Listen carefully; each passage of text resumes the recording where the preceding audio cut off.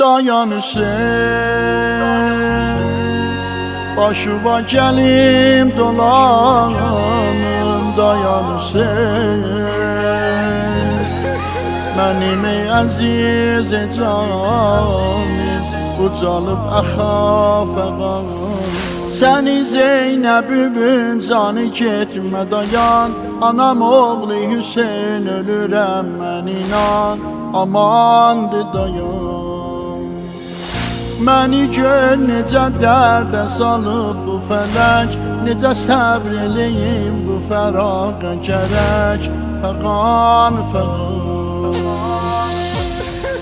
Dayan Hüseyin, başıma gelim dolanım.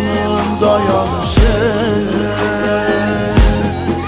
benim ey aziz canım, ucalıp axa fəqan. Dayan Hüseyin, bacıva çətin hicran. Dayan Hüseyin, yanar ürəkim olub qan. Məni kimə tapşırırsan?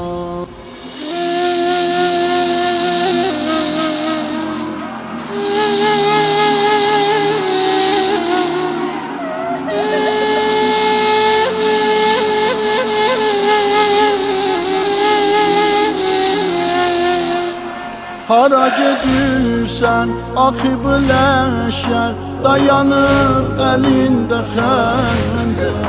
Necə rüqəyyəm bu qəmə dönsün, qızıvi əsir edənlər.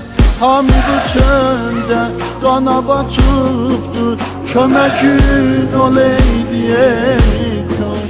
Anamın ahi tutabı qomi, bu necə sitəmdi qardaş. Dayan Hüseyin, başıma gelim dolanım.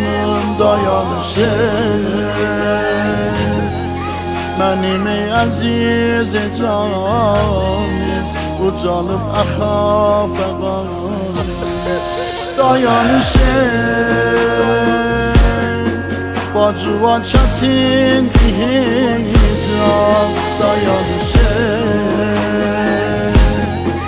yanar ürəkim olub qan.